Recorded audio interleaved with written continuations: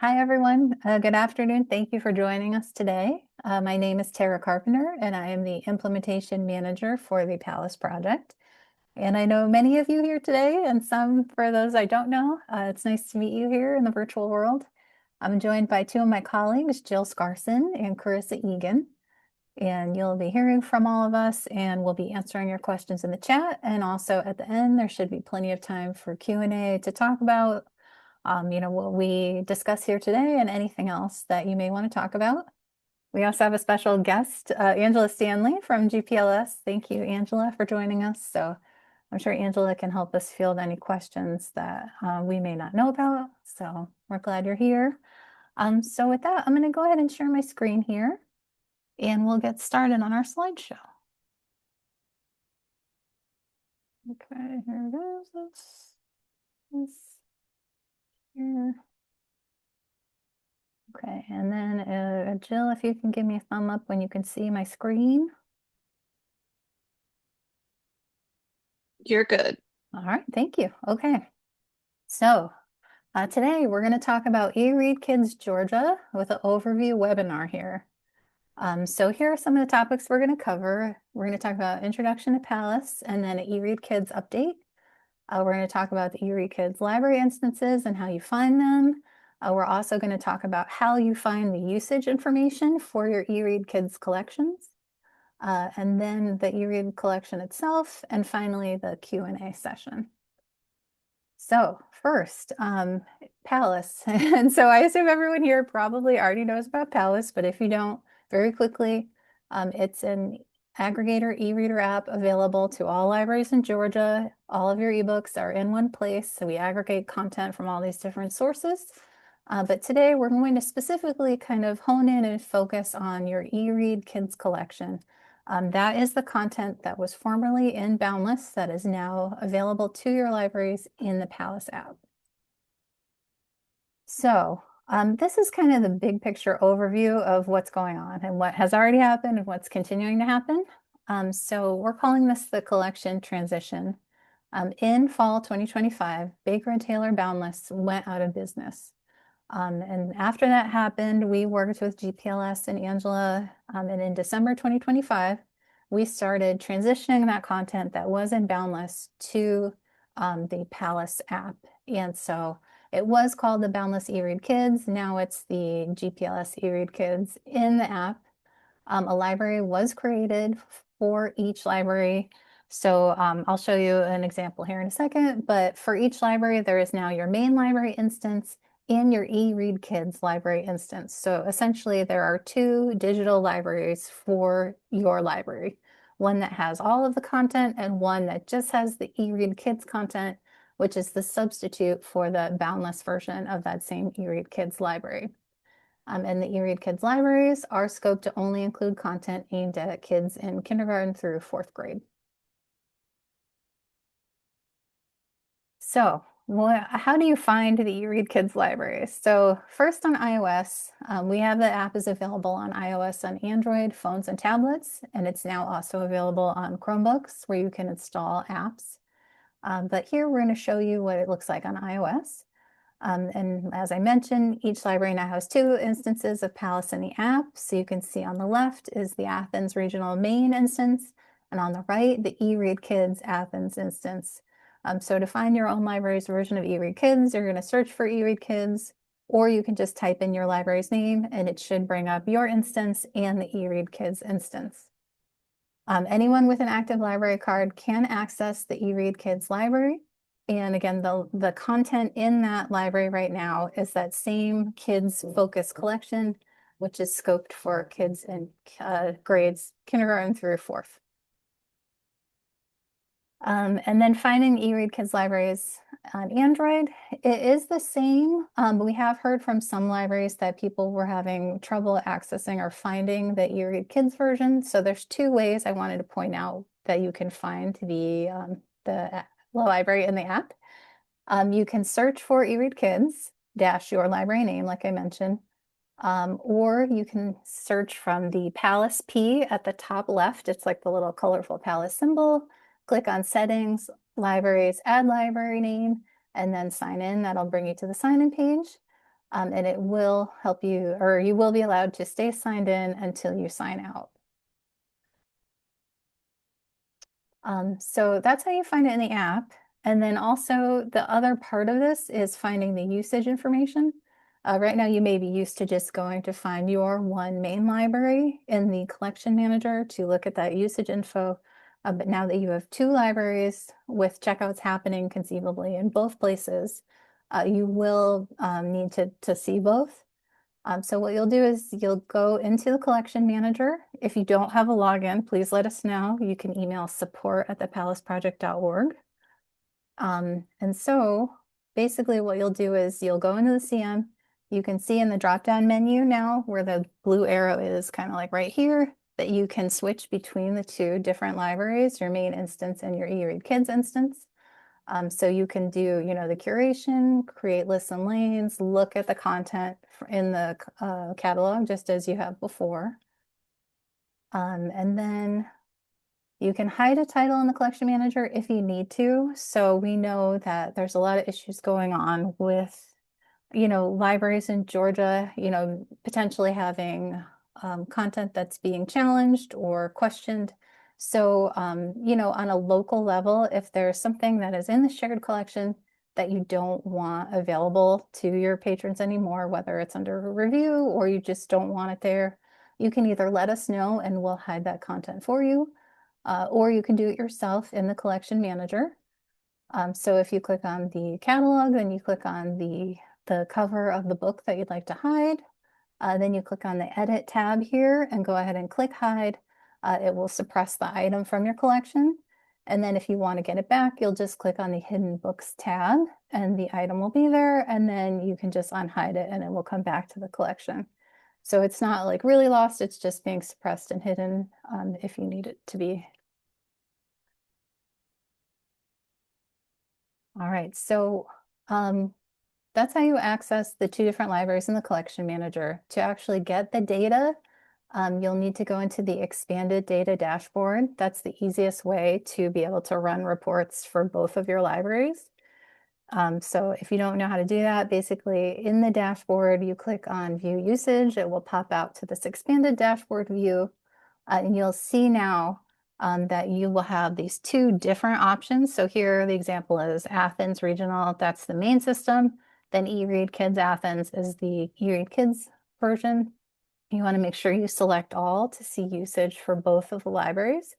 And then it'll just have the collection, circulation information for both. And you can still go through all the tabs to see that information for, each individually or the combined numbers for you. All right, and let's see here. And I think that was everything I wanted to share about this. And now I'm going to pass over to Jill, and she is going to talk to you about the shared collection. Sure, thanks, Tara. Just a little bit of a reminder, refresher on the eRead Kids collection, that it is curated by GPLS and a team of Georgia's children's libraries, focusing on content specifically for kids grades K through 4. Sometimes that does skew a little bit older for those advanced readers in fourth grade. It is inclusive of fiction and nonfiction materials, as well as graphic novels. This was formerly primarily Boundless content on the Boundless app, which is now available through the Palace Project. We are still in the process of helping GPLS transition some of this content from Baker and Taylor, so that collection will continue to grow as we do so. Additionally, GPLS has continued to purchase content with the big opening day content purchased back in, I think, December. And we'll be continuing to add new titles from us in our marketplace as we move forward. Lastly, we are also in the process of ensuring that the Biblioboard sim-use content that GPLS has purchased is made available. Our colleagues are currently working on those feeds, and we should hopefully have those for you soon. Next slide, please. And then as part of this, we wanted to make things as easy as possible for you. So far, our team has helped with curation of this collection. to create some custom lanes. So each of the individual instances for you, so each library has access to an eRead Kids version of their app. And these are the lanes that we have enabled for you thus far. Those include some Brita likes, some holiday favorites, Black History Month titles, new and recently added titles. So some of that content that was purchased by GPLS late last year, as well as winter selections and graphic novel selections. We continue to add to this and will do so moving forward. So keep an eye out there. Next slide. And just so you know, these are all shared lists, which means that if you wanted to make any of those lists available as lanes in your parent library or your general XYZ library, not the eRead Kids version, you can do that as well. We do have some instructions on how to make those available. So we've done all the work for you. You just need to add it to your library as a lane. So you would follow these steps. I'm not going to go through them today because it's a little bit step by step, but we'll make sure that you have access to these slides as a result. Next slide. Just some of those resources that we've mentioned, as well as information on eRead Kids, eRead Georgia, some of our marketing materials that have been made available, as well as ongoing updated Palace updates, library resources, our YouTube channel, and other trainings, our roadmap, all of the links. Next slide. And we do have some upcoming trainings. I'm not sure how many Georgia libraries will be impacted by this, but if you are unautomated or have a ILS that we don't configure with, we've set you up with a virtual library card. There are very few libraries that this would impact, but we just wanted to make you aware that if you are impacted, we do have a training this Thursday at 2 p.m. Eastern, talking about how to create virtual library cards and how to support patrons who would be creating them. Beyond that, we do have a larger spring training series, including information on how to access your usage data. So if you are looking for how to access your usage statistics for statewide reporting or federal reporting, we have training for that on Wednesday, March 11th at 2 p.m. Eastern, as well as additional training. I'll be hosting a session on curating and promoting your collection within the Palace Project. So some of that will be about those lists and lanes, but also about, how people talk about Palace, as well as how Palace libraries are utilizing Palace to promote content within their communities. Lastly, if you're interested in purchasing content for your community directly from us, we'll be hosting a session on our overall content ecosystem, which is inclusive of the Palace Marketplace, Biblioboard, and so many others that we partner with on May 6th at 2 p.m. Eastern as well. If you are looking to contact any of us on this call, Tara, Chris, or I, here's our contact information. And I think we should have plenty of time for questions. We wanted to keep this as brief as possible because we know that this is a little bit different than how things are done, especially seeing both of these libraries in one app. So we're happy to answer any questions you have. Thank you both. There have been two that have come through the chat, and just for the sake of the recording, which I know does not capture the text chat, I'm going to read them out loud. The first one, or two, I'll combine them. You still have to use an app on the Chromebook, correct? You can't read ebooks on the browser directly. And then follow up, that's my question too. I wanted to know the status of making a Palace website for all users. I know it was being worked on as of the GLA conference in October. And so, yes, that's correct. That is the top priority of the Palace development team right now. They are actively working on the web catalog with web reader functionality. That should be ready next quarter. So by July 1st, we don't have, they're actively developing it. So we don't have a rollout plan to share with you and like times to that rollout plan. But we are slated to deliver that to all of our Palace partners here in the next several months. So stay tuned. Stay tuned for that. It'll be obviously really, really big news. So I can't imagine you'll miss it. We'll be I'll be screaming it from the top of mountains likely, because it's been a long time coming. But that will allow folks to check out and read in a browser-based environment, and then for um, we know we've heard loud and clear from K through 12 users in particular with Chromebooks, kind of the app infrastructure doesn't really work. So it'll allow us to more fully support Chromebooks in K through 12 environments. Um, there was another question that came in about how do we have instructions on how to remove lanes? And I suspect that those are in our written instructions. We have various video instructions.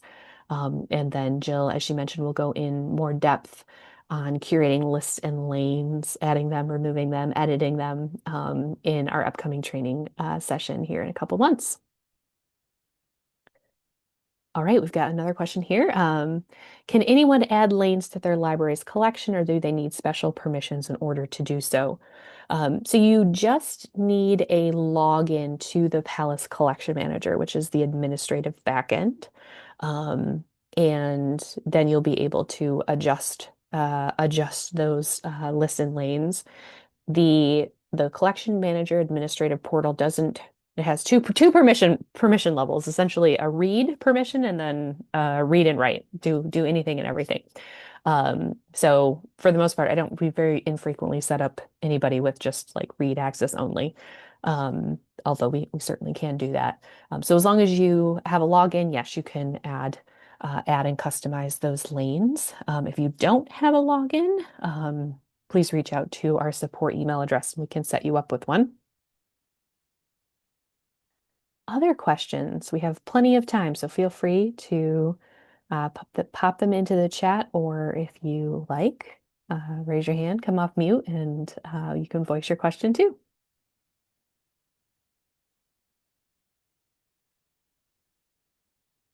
This is just to say that, anything that we have currently enabled, you can remove. You do have the ability to do that. We just wanted to make it as easy as possible out of the box, especially since this is a highly curated collection. We wanted to make it so that you felt comfortable highlighting the materials that have been in there. Um, that said, I think I answered Meredith's questions, but if you're asking about your parent library or your overall public library instance in the app, there are a couple different things there. One, we have auto-generated lanes, which you can hide or suppress if you would like. For the eRead Kids libraries, we've done a lot of that for you in order to really highlight the children's and middle grade content. Thanks for pulling that up, Tara, You're to make it welcome. as easy as possible. But at the end of the day, it really is your library instance. You can do whatever you'd like with it. We just kind of thought that to get this off the ground and rolling and get everyone to feel really confident about this kind of new way of accessing eRead Kids, we would do a little bit of upfront work for you. But again, this is ongoing. You can make changes. Oh yes.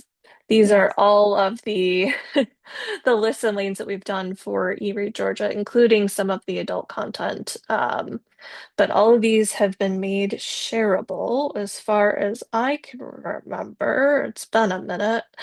Um, and if you go to look in your lanes under subscribed, oh yes, I did a Magic Tree House list. Forgot about that one.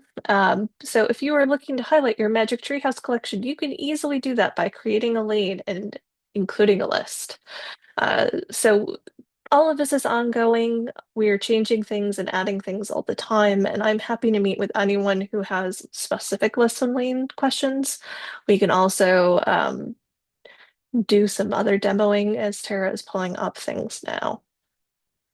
Very easy to do. Yeah, so I just made that Magic Treehouse lane here by changing to subscribed. I dragged it over, named it, saved it. So now this would appear at the top of your catalog if you wanted to do that. And for the person who asked about hiding any particular lanes, you can do that from this same lanes page. See where it says visible? Now if you click this, it will change to hidden. So that will just, even though the content is still there, it will just hide it from your catalog. So that's a very easy way to just hide that. Um, so hopefully that answers your question there. And then the other next question in the chat is if you can show how to find both libraries on Android again. Yes, so hopefully this makes sense. So it's the same process for iOS and Android. I just wanted to point out the two methods. Sorry if I did not quite make that clear. There are two ways you can find your library. You can either, hopefully you can see my mouse. There's a little, we call this the Palace P symbol. It's like a ribbon where you can click on that and that will bring up a menu at the bottom of the screen to search for your library. The other way is to go to the bottom and click on Settings, Libraries, Add Library, and that's where you'll start to type in your library's name, and that will bring you to the sign-in screen. So hopefully that makes sense. Let us know. If not, we also have videos on our YouTube channel, which I can go to our, sorry, I don't want to make everyone dizzy here. I'm going to go to the end. And our resources, I flew by here, our YouTube here. So I'll put this in the chat and you can go here and there is an Android specific video that you can click on to, it'll walk through how to use the app on Android. And that's under how to use the Palace app here. There's an iOS version and a, oops, oh gosh, sorry. So there's an iOS version and an Android version. Those sponsored ads get me every I time. know, sorry. Gosh. All right.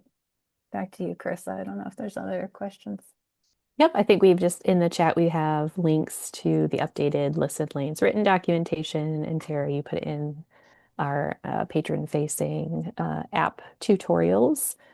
And I think we're caught up. Other questions from everybody in the audience? Or Angela, anything you wanted to say about this collection in particular? Not to put you on the spot, but if you did have something, feel free to jump in.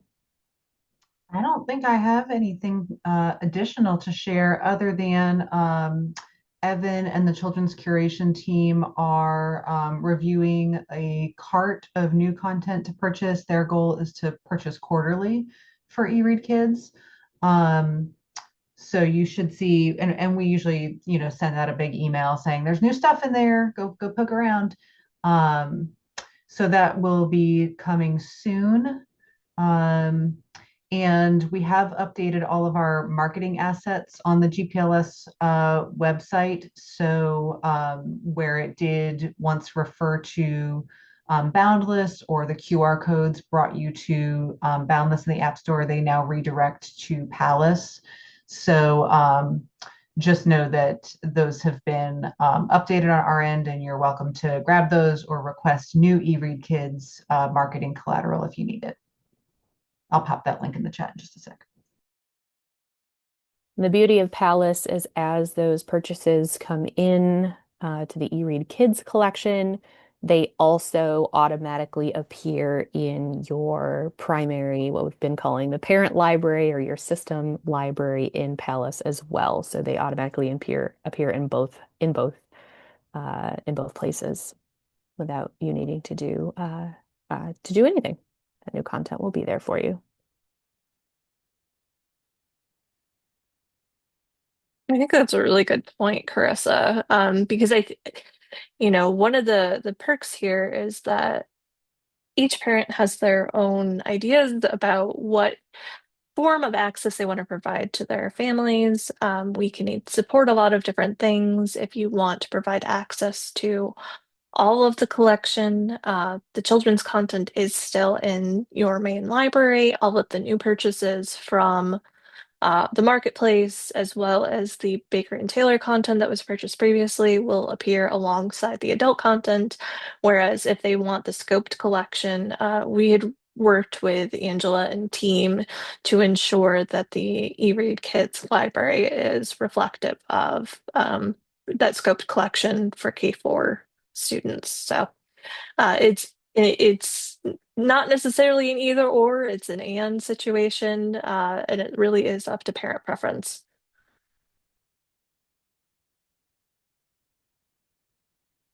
And I wish I had my phone with me because we could demonstrate how to switch between the two, but it is really easy when you're in there to click on that P button and to show both libraries. Once people have added them at least once, they will always show up in your My Libraries.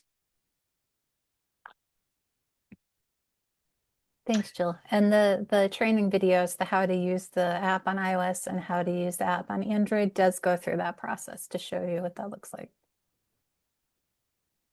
And I just want to mention that we continue to have conversations with the Palace team about uh, play card access to the eRead Kids collection. So if you are in a play card library, or if your library has its own version of a student card, then you or somebody from your team has probably had a conversation with Palace about the technical requirements to um, uh, restrict access to only the eRead Kids collection using a play card.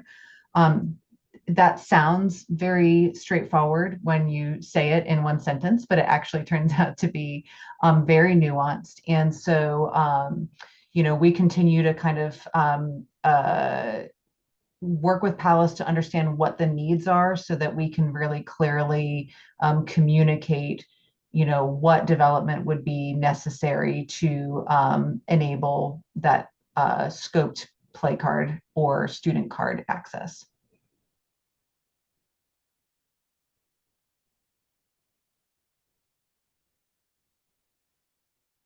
Thank you. Yeah, and if anyone hasn't spoken to us and has feedback, you can also email, support@thepalaceproject.org with any of your feedback, or we can always schedule some time to meet with you to talk through it.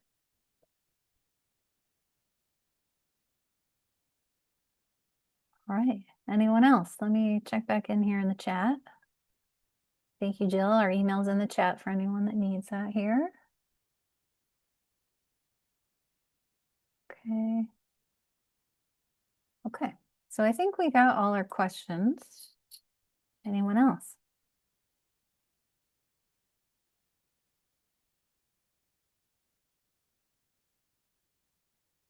All right. I guess that sounds like no more questions, but we will follow up with our recording, with our slides.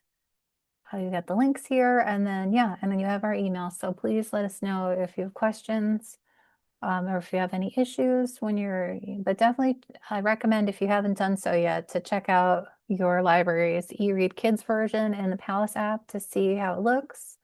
And then like Jill mentioned, we'll continue to be adding content to that. So the transition has not ended, it's still underway.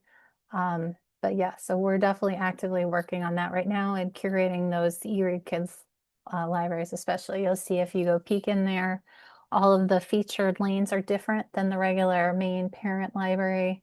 They're all, tailored to kids. So we really hope that does a nice job. Jill did an excellent job, really like creating read-alikes, grouping together kind of cool themed lists and lanes to share that content. So we want to make it attractive and easy for kids. And yeah, so please definitely let us know your feedback or if you have questions.